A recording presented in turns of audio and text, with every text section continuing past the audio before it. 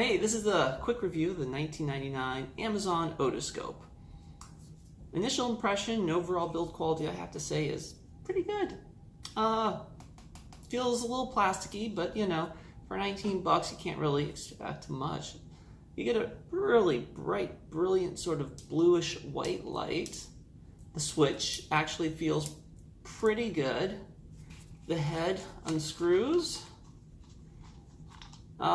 So far, this head's not compatible with things like the Welch Allen or anything else, but you can change the LED if you can find the replacement ones, which I think they have them on Amazon. Pop that back on here. It does work off of 2 AA batteries, and it will fit Welch Allen speculums. So let's see here. This is the Welch Allen one. As you notice, it has the wings, and you have to just find the sweet spot, so the little key.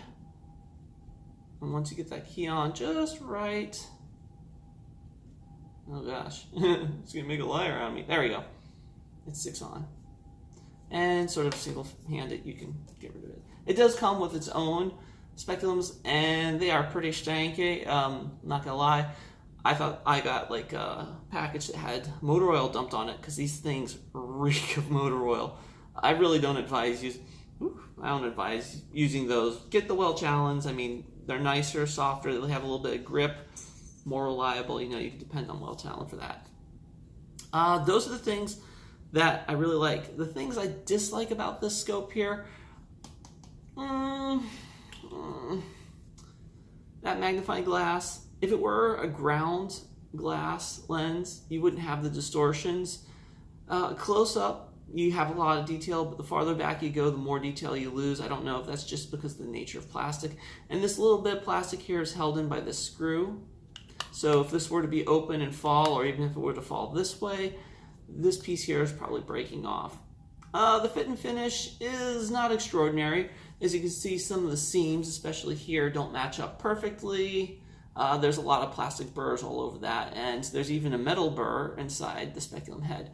But this is a fiber optic, so this isn't sort of a direct illumination. There's not actually a little pokey bit that sticks up inside there, blocking your view like some of the other cheaper otoscopes. This actually has a ring of fiber optic fibers, which in here is the LED light source. So it shoots up on that light source, exposes the fibers, and then those fibers will radiate the light out to the tip, which is nice. Bright-wise, compared to, say, a Welch Allen, the Welch Allen has a warmer light, but it doesn't have a rheostat where you can adjust the brightness. Where does that matter? So you're looking at your ear, there's a lot of sort of liquid in there, or oily sheen. This is going to reflect back on the oily sheen, and you won't be able to adjust the light so you'll actually be able to see through it. So my only example, I guess, would be, so you have a candle here, you lose all the detail when you come up close. I mean, if you can find the sweet spot where you can start, there you go, you start to see the detail come back. But imagine if you're right up there, all you see is just that bright white patch now. Quick comparison here, Welch Allen. You can see it has the same thing when it's on full brightness, but I can tone down the brightness, and then I can actually see, I can get real close, and I can see all around that area there without losing a lot of the detail. So for diagnose, you know, if you're gonna diagnose, use the Welch Allen. If you're just doing a quick assessment, just taking a look in there, making sure that, you know, the tympanic membrane is intact, make sure there's no creepy crawlers in there. This guy's not bad. It's good. I throw it in my lab coat pocket.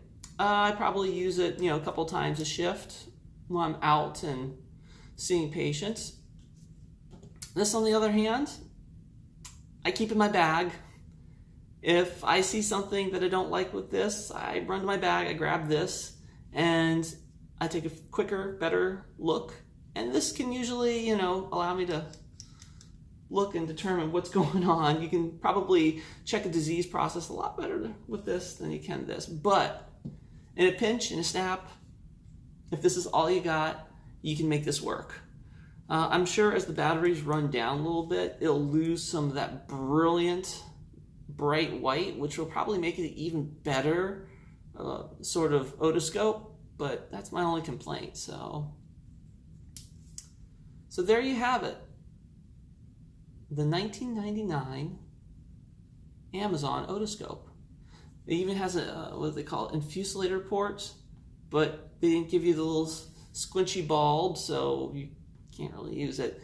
And the light is so bright that you may actually miss the movement of the eardrum when you're doing this. Plus, you know, it's a little awkward, kind of. You know, you get in there, and I guess you get it. So I'm not demonstrating perfect hand holding. I mean, that's an art in itself. But this is the little cheap otoscope. Let's see. Ooh, take a little. You know, let's focus. Maybe if I get out of the picture, it'll focus a little bit better. There we go. Give you a good view.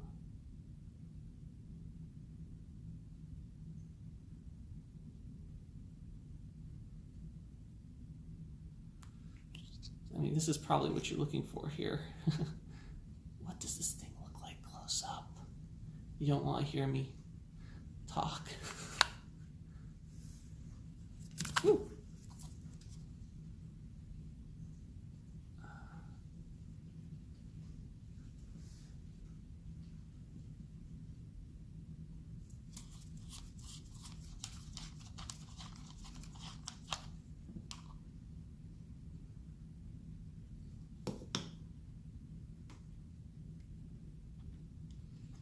Actually, if you look in there, you can kind of see the fiber optic bundle.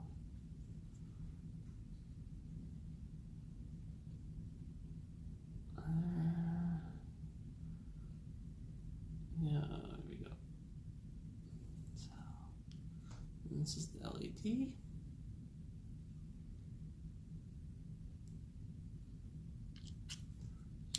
Goes in there. Straps in there.